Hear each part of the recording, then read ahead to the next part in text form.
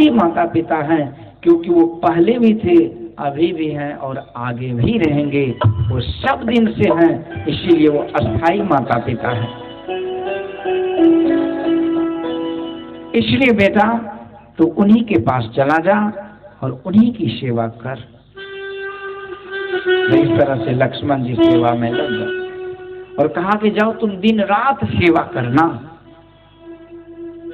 लक्ष्मण जी कहते हैं रात में तो लोग सो जाते हैं। सुमित्रा माँ कहती है यदि सो जाते हैं तो तुम निद्रा का त्याग करके सेवा करना। तो सेवा का मतलब क्या? आज्ञा सवन सुसाहिब सेवा। तो उस गुरु की आज्ञा, ईश्वर की जो आज्ञा है वो करना ही उनकी सेवा है। तो संतों की आज्ञा क्या है? झूठ चोरी नशा हिंसा और जारी छोड़कर जीवन बिताओ स्वावलंबी भरम भाड़े फोड़कर। संतों की आज्ञा है ये में ही मात धर छल छोड़कर। सत्संग नित और ध्यान नित रहिए करत संलग्न हो। व्यभिचार चोरी नशा हिंसा झूठ तजना चाहिए। 5 पाप का त्याग, सत्संग और ध्यान जो नित्य नियमित रूप से करते हैं तो यही है ईश्वर परमात्मा की सेवा। तो जो हर हमेशा जप करते हैं तो वही है दिन रात सेवा। अब रात में लोग सोते हैं तो जप कैसे करेंगे? तो आप दिन में यदि मन से जप करते रहिए तो सपने में भी जप होता रहता है। यही लक्ष्मण जी अपने असली माता पिता की सेवा में लगे। और जो असली माता पिता है वो सदैव रहते हैं। मीराबाई की शादी हुई थी लेकिन पति मर गए। इसके बाद मीराबाई जब बचपना में थी, बाल्याकाल में, तो मूर्ति सब बिकने के लिए आया। तो मूर्ति एक उसकी माँ ने कृष्ण भगवान की खरीद के मीराबाई के हाथ में दे दी।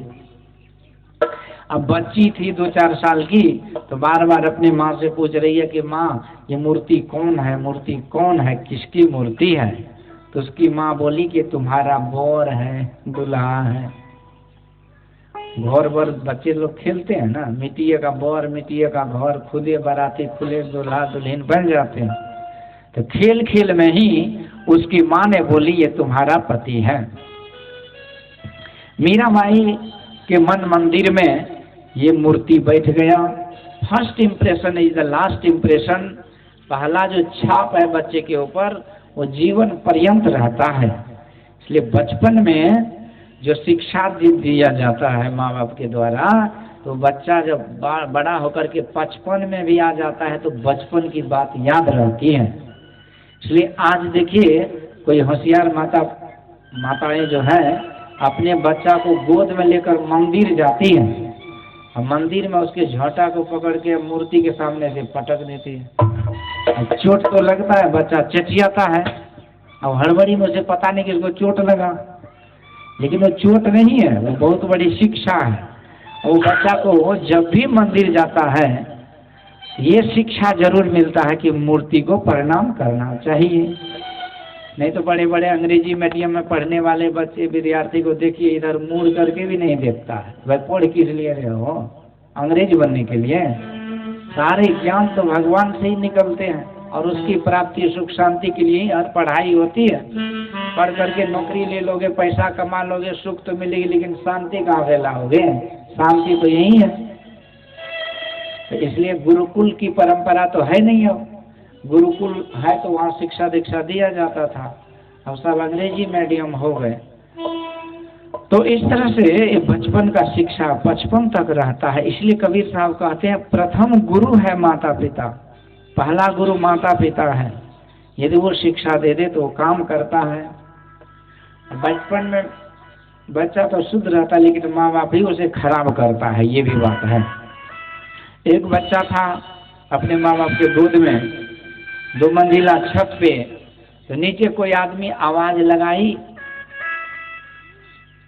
कि सेठ जी घर पे हैं।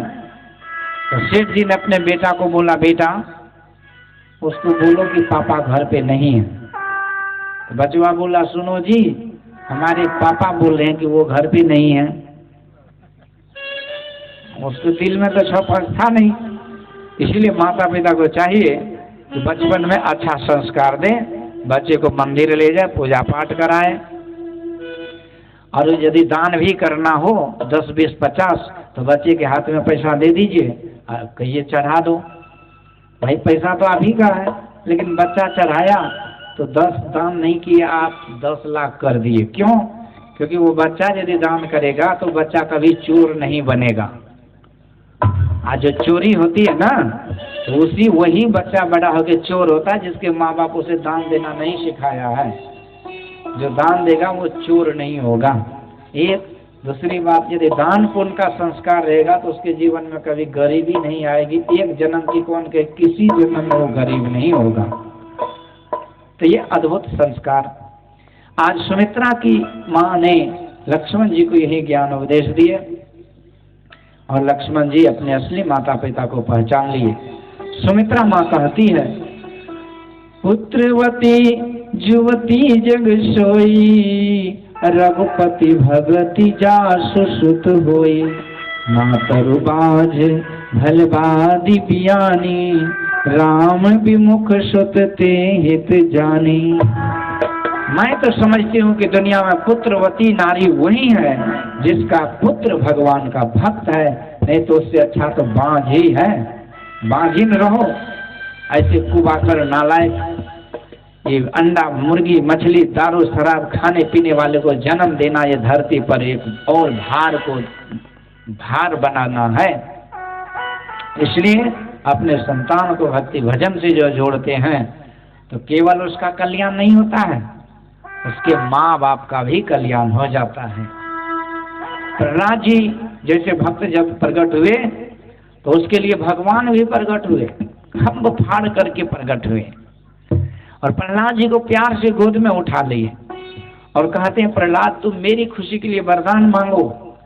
प्रहलाद जी कहते हैं, सरकार यदि वरदान देना हो तो मुझे ऐसा वरदान दो कि मेरे अंदर से मांगने की इच्छा खत्म हो जाए। भगवान को भी आश्चर्य लगा। भगवान हाथ जोड़ के क्षमा मांग रहे हैं कि प्रहलाद मुझे माफ करना, क्योंकि मुझे आने में देरी हो गई। आज ये अभूतपूर्व घटना है कि मेरा भक्त मुझे इतने दुख में भी पुकारता रहा और मुझे आने में इतनी देरी हुई। प्रहलाद जी कहते हैं, सरकार आपको आने में देरी नहीं होती है, आप तो सबके हृदय में ही वास करते हैं। मैं तो आपका ध्यान करता था, मुझे तो आपके ध्यान में मैं खोया रहा, मुझे पता ही नहीं चला कि मुझे कौन सा कष्ट किसने दिया। भगवान बड़े प्रसन्न, कहते हैं बेटा कुछ भी तो मेरी खुशी के लिए तो मुझे मांगना पड़ेगा। तो प्रहलाद जी कहते, पिताजी यदि आप वरदान देना चाहते हैं तो मुझे वरदान दीजिए कि मेरे पिता की मुक्ति हो जाए। भगवान कहते, देख प्रहलाद, तुम्हारे जैसे भक्त जिस कुल में जन्म लेगा उसकी एक माता पिता की छोड़ो, उसके 21 पीढ़ी का मैं उद्धार कर दूंगा। श्री जिस कुल में अंडा गंडा मीट मछली और हड्डी चिबाने वाला जन्म लेगा उसके 21 पीढ़ी नरक में जाएगा। बड़ी खुशी होती है। बेटा को विटामिन खिला रहे, प्रोटीन, वही मांस गुदा में विटामिन भरा है। ये सब पाप है, नरक का रास्ता है ये। इसीलिए माता पिता का धर्म है कि बाल बच्चे को वैष्णव बनाएं, भक्ति भजन से जोड़ें। यदि ऐसा करिएगा तो बाल बच्चा भी आगे चल के श्रवण कुमार बनेगा और सेवा करेगा। यदि कुबाखर बनाइएगा तो वो बाल बच्चा कहीं का नहीं छोड़ेगा, धुंधकारी बनेगा तो सब कुछ लेके डूब जाएगा। इसलिए अच्छा संस्कार देना चाहिए। प्राय जब कोई मर जाते हैं ना या श्राद्ध संपिंडन आदि तो उसमें धुंधकारी की कथा आती है, तो वही है कथा। सत्संग से नहीं जोड़े तो क्या दुर्दशा हुई उस आत्मदेव की। तुंगभद्रा नदी के तट पर रहने वाला ये आत्मदेव जो पूजा पाठ धर्म कर्म करता था, अच्छा जीवन था उसका, लेकिन उस जीवन में एक घरवाली उसकी थी धुंधली, एक नंबर की वो खुरफाती खोपड़ी वाली थी। रोज लड़ाई झगड़ा गाली गलौज दंगा फसाद झाड़ू झांटी चलता रहता था। अब वो घरवाली के व्यवहार से आत्मदेव बड़ा दुखी। बाहर से लोग कितनों कमा धमा के आए, जब घर में वो भूतनी आ जाती है ना नटीन, तो फिर जीना हराम कर देता है। तो घर वाली सुधरे कैसे? आजकल कहते पुत्र हुआ हमको अंग्रेजी मीडियम वाली चाहिए, तो वहीं आग लगाएगी घर में। उसको गुण स्वभाव से मतलब नहीं है, दहेज तिलक कितना देगा, सखारी पेटारी डीजे बॉक्स बक्सा टेबुल पलंग यही सब चाहिए। तो वही सब चाहिए तो घर में कभी शांति नहीं होगी, वही अलमारी को पीटते रहना। तो वो ये संस्कारी घर में घरनी जो होती है ना, घर का बिचला खंभा होता है। ये दहेज की लालची सब आजकल इसको पैसा और डिग्री के अलावा कुछ नहीं चाहिए। अच्छी अच्छी लड़की बेचारी कुमारी है, कुमारी घूम रही, परेशान है उसके माँ बाप, लेकिन इसको पैसा के अलावा कुछ नहीं सूझता है। लफंगे सबको भेजते हैं देखने के लिए, जाके लड़की देखो, वो जाके सीधा डिग्री पूछता है, डिग्री क्या है? डिग्री का अचार बना के खाएगा। कहने का विषय ये है, इस तरह का यदि होगा तो वही होगा, घर उजरेगा।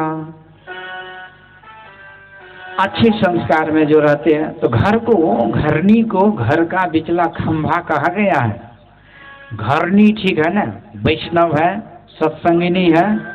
5 मिनट इस वचन पर रामानंद यादव ने आपको दान दिया। श्री सदगुरु महाराज के। तो इस प्रसंग पर रामानंद यादव जी गुरु महाराज की सेवा में चरणों में 10 रुपये समर्पित किए। इसको गुरु महाराज का लाख लाख आशीर्वाद धन्यवाद। जिसको भी अपना नाम लिखाना हो अपने भाव भक्ति से आके चढ़ा सकते हैं, गुरु दरबार से आशीर्वाद ले सकते हैं। तो इस तरह से घर की जो घरनी होती है ना,